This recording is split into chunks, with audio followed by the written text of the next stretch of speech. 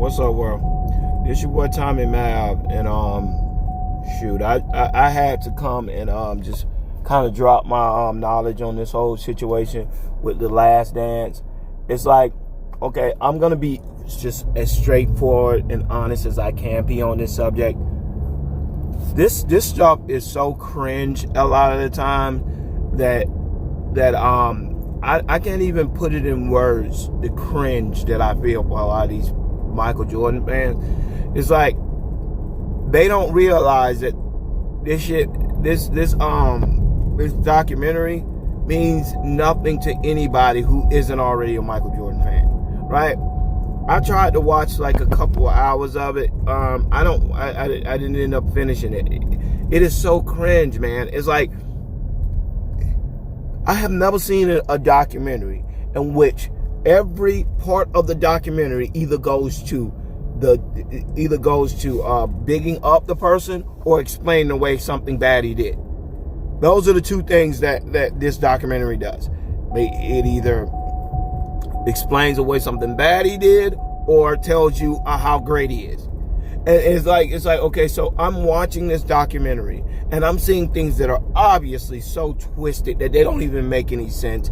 Okay, he says, why in the world do people assume that his father was killed because of his gambling debt? Well, what they left out of the documentary is that the guy James Jordan, he was shot in a ritualistic way. He was not shot like a random person. They shot him in a way that they thought was very ritualistic, which was very targeted.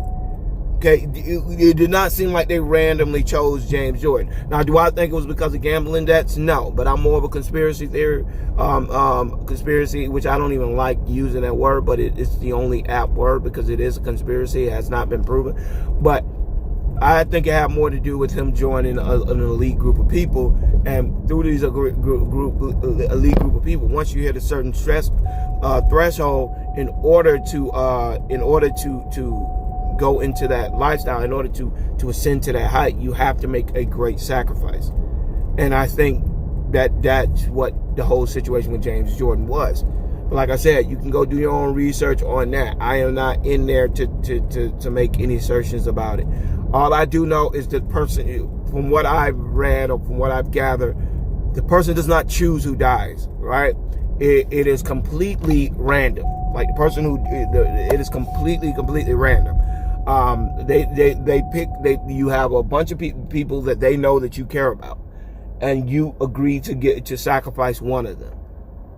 You don't know which one it's gonna be. Most of them hope it'll be a girlfriend or wife or something like that. Most of the times it run the gamut. Some people, they lose their nephews, like Jay-Z lost his nephew. Dr. Dre lost his son.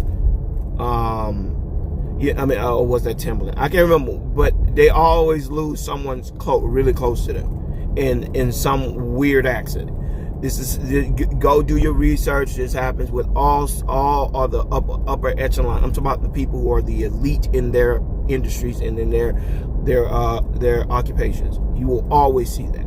Someone really close to them will die, and then you will get an opportunity to see that they were that there's a connection. But like I said, I don't want to get into it. Just do your own research and you'll see exactly what I'm talking about. So this whole James Jordan thing, I was like, I thought that was a complete lie. It made no sense whatsoever. Why in the world would you drive from almost 300 miles when you could easily take a plane? Or secondly, even if you were afraid of flying and you chose to drive, why would you park on the side of the road to take a nap when you are a multi-millionaire? Even before Michael Jordan became big, he had a lot of money. So why he wouldn't stop at a hotel or something like that makes absolutely no sense. They didn't even bother to try to explain it. They just were like, oh, they were stupid for saying it was because of gambling. Yeah, I agree. I don't think it was because of gambling either. But I do believe that it has something to do with your reputation. I do think it had a lot to do with who you are, and you were directly responsible for him dying. That being said, we go on to the next thing. This hype. Jordan fans, let me please explain something to you. We don't care about this documentary. This is obviously just a puff piece to make Michael Jordan look good. Nobody in their right mind think this is the actual good look. And the thing that makes it the most vexing is that these people keep doing this, thinking that people care, right? It's like, well, Michael Jordan, there's no way LeBron is going to be able to overcome this. Yeah, because he really had a chance in your eyes before this documentary. You were never going to make this is what I get annoyed with. I hate cognitive conditioning, and I hate confirmation bias. Right? Those are the enemy of knowledge. Cognitive conditioning, meaning you learn to think a certain way without actually learning to think critically. And confirmation bias. That means going and finding information that you already want to believe. Right? Michael Jordan couldn't have done no wrong in this documentary, because if he would have done wrong, they would have said it was a raggedy piece to make LeBron James look good.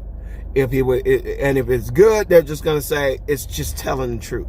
So it's just confirmation bias. Half of these guys wanted to believe Michael Jordan was the walked on air before this documentary, and I watched 2 or 3 episodes of this documentary. I was so disgusted by what I saw that I didn't even want to watch it no more. He was a terrible human being, as I assumed he was. He was incredibly selfish. He was incredibly self-centered and self-focused. He never cared about anybody else. The fact that they tried to get him, they lost bunches of games by trying to force him to pass the ball. And people ended up losing their job because he refused to pass the ball. It irked me the wrong way. It did not make me think he was the greatest. It made me think what I already thought, which was he was a selfish human being. Like he never cared about anybody else. All he cared about was him and his numbers. He was Russell Westbrook before, but Russell Westbrook, I think, is more competitive about winning. I don't think Michael Jordan had a competition thing about winning. I think winning was a byproduct that became a thorn in his side, because, as he stated in the documentary, people started to criticize him because he wasn't winning a championship. So now he started to realize him not winning a championship messed with his brand. So that's why he wanted to win a championship. It wasn't because of just the thrill of winning the game. I don't think it was. I think it was because it helped. He realized that until he won a championship, his brand would always be second class. So that was that. But when you go on, but it's not really my review of the documentary, more so as it is my review of the Michael Jordan fans. Listen to me, okay? It is over. To anybody wondering, it is over, okay? That's why you see LeBron James smoking cigarettes, laughing it off, because LeBron James knows damn well there's no way in the world anybody under the age of 15 even knows who Michael Jordan is, even with this documentary. You think anybody under the age of 14 or 15 years old is looking at this documentary? Hell no. They're not watching this documentary. They don't care about this documentary. Go look at the people tweeting about this. They're all old ass geezers. Nobody is under the age of maybe 40 is even talking about this documentary. Only people talking about this documentary are old ass geezer dudes who got to relive their glory days of when they were little kids, jumping up and down every time Michael Jordan made a shot, ignoring every negative thing about him. All it did was put them back into the same position they were in when they were little kids, ignoring all the negatives of Michael Jordan and acting like he walked on water.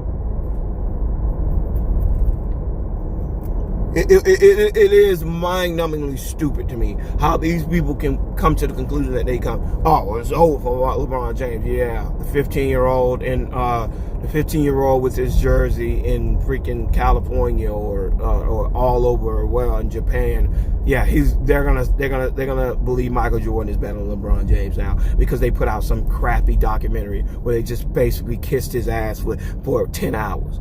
No, they're not going to do that. Nobody cares. You know what I'm saying? Nobody cares about Michael Jordan. You know what I mean? I can attest this documentary. If you went into there liking Michael Jordan, you're going to leave liking Michael Jordan. If you went in there thinking Michael Jordan was a selfish bastard who only cared about himself at the expense of his own people, at the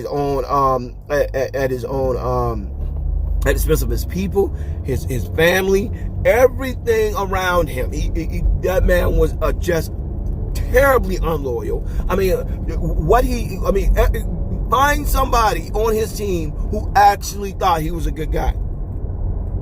They had to get Bill Wennington to go on there. Do you realize throughout that entire documentary, you couldn't even find one of Scottie Pippen saying something nice about him?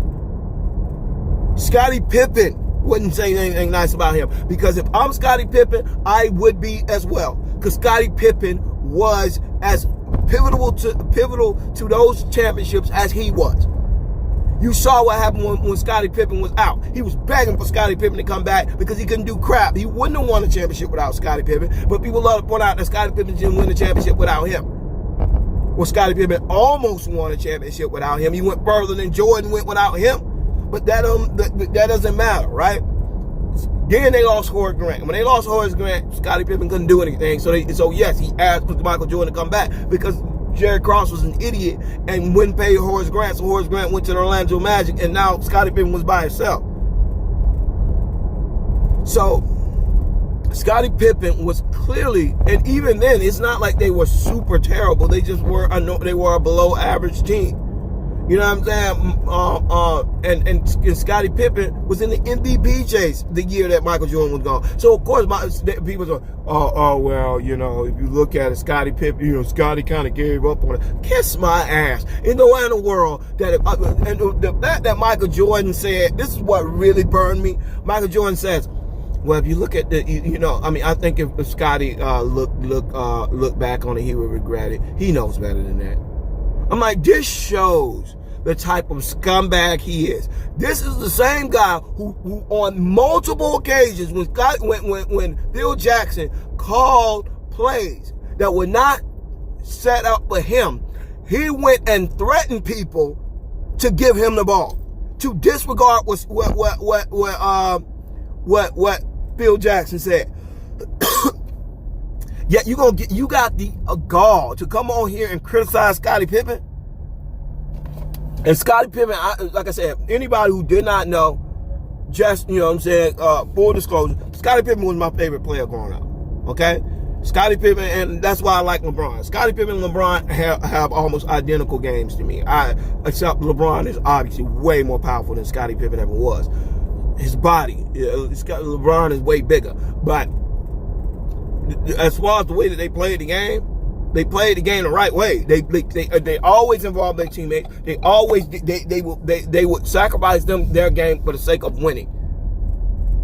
I always loved Scottie Pippen because I used to say to my when I was a little boy, when I used to watch it with my brother. I was only like 6 or 7 years old. Wait, about 8 or 9 years old, and well, probably anywhere between 7 and 10. From the beginning of his jump to the end. And I would remember saying, it seems like when Michael Jordan is in, they start losing.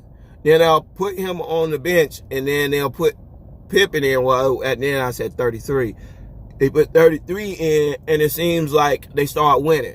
I was like, why don't they just keep 23 on the bench and let 33 play? Because it seems like every time 23 comes in, they start losing. And my brother was a huge Jordan fan. So he would always be like, man, you don't know what you're talking about. You know, I'm like, see, and I would always point it out. So see, every time he comes back in, they start losing. And at some point, my brother started laughing. Because he's like, this absolutely, I didn't even notice that. But they do tend to start losing when Jordan comes in. I was like, because he doesn't pass the ball. But I'm a kid, so I'm going to see the game on the most basic level. And it just results, and it's just variable and results to me. The only variable that keeps causing them to lose is that dude. And long as he passes the ball, they win. But when he starts shooting the ball 100 times, you can tell they stop playing defense. They start getting to a point where they're like, man, I don't care. This dude's gonna cost us the game. Nobody's gonna rein him in. Nobody's gonna stop him from shooting. He's just gonna shoot 1,000 times, and then we're gonna lose, and everybody gonna come point the finger at me. It's like, why in the world would I even? Why? There's no rhyme or reason. And people kept saying, well, they benefit. Scottie Pippen benefited. You know, he got to be a champion, and Jordan got to be a champion because of Pippen. So what's your argument? Because Pippen did as much, if not more, for Jordan legacy than Jordan did for Pippen. Because Pippen will always be seen as a second fiddle. Nobody knows. But right now, Charles Barkley is seen as a better player than Scottie Pippen was. Do you think that would be the case if Scottie Pippen was not under Jordan? With the athleticism, talent he had. Do you think if Scottie Pippen would have went to the 76ers or the Lakers or the Celtics, that they wouldn't have been the dynasty? That Michael Jordan would have never won a championship? I heard them say that about Reggie Miller, and that burnt me up so bad. Oh, no, all these great players didn't get to win because Michael Jordan was there. It was the biggest slap in the face to these amazing players he played with. Oh, to Michael Jordan. Are you out of your freaking mind? Michael Jordan was a 40% from the field shooter. So 60% of the time he was missing shots. Who was making up all them shots and bad decisions he was making? The players around him. But as I said before, these are most people who like Michael Jordan, I realize, are just as selfish as he is. They're just as selfish as he is. They only care about themselves. And in America, that type of idea will always be put on a pedestal. A person who has no respect for people, for others, and the contributions of others, and the hardships of others, that is exactly what it is. The same scumbagness that caused him to call Scottie Pippen selfish, because he was the 30th player. He was a top 5 player getting paid the 30th, 130th in the league. Guys on his team who ain't done half for the franchise, and you got nerve to get on there and you getting paid $30 million. Be like, he was underpaid. Kiss my ass, he was underpaid. $30 million, you getting paid way more than anybody else in the league. You were getting paid like $15 million more than the next best player in the league. He was not no damn underpaid. He was yes, if you want to talk about value, every player in the fucking league is underpaid. If you talk about value in relation to what they bring to the franchise value, of course, every player is. That's why it's a salary cap. Because they can't afford to pay everybody what they're actually worth. But he was getting paid damn well, and for him to sit up there and talk that junk, when he could have easily broke Scottie Pippen off $5 or $6 million, and Scottie Pippen would have been fine. Instead, he called the man a selfish bastard. But anyways, I just wanted to throw that up real quick. Just a second.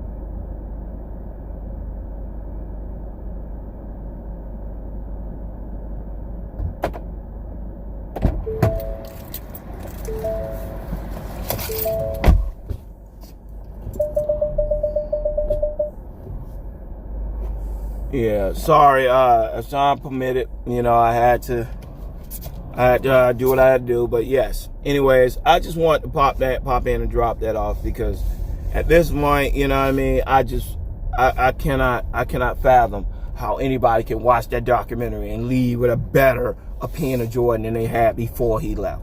I just don't see how that's possible. That dude was a scumbag. He proved he was a scumbag, and every aspect of that documentary went on to prove that he was just a scumbag who was basically detrimental and chaotic to everybody around him that trusted him, everybody that put faith in him. He ended up screwed over in the end. His wife was cheated on and screwed over. His most important teammate was underpaid, ended up broke, having to sue to get money. That dude, any and everything, dad ended up dead. And I think had a lot had to do with Illuminati. I do. But that's just my opinion. But at the end of the day, that can't be proven. But I will say, it does line up with his personality. That I believe he would I don't think he would have sacrificed his dad. He knew it was gonna be his dad. But I do definitely think that he was willing to sacrifice somebody close to him, because he does not have any loyalty. He has no pride. I mean, he sold his people. I mean, as an African American, he was horrible. Didn't care about the fact that these kids were in North Carolina were being governed by blatant racists and wouldn't speak out against him. I mean, that guy is the most disloyal, foul, disgusting human being, and this documentary has done nothing but solidify. There's a reason why all these disgusting human beings love him, and there's a reason why all these people that you find to be the most toxic people in the world love him. The Ryan Russillos, Doug Gottliebs, Jason Whitlocks, those disgusting human beings love him because he is a disgusting human being as well. And they love to see one of their own succeed. And that's just real. And that's as real as that's just real. That's just the real.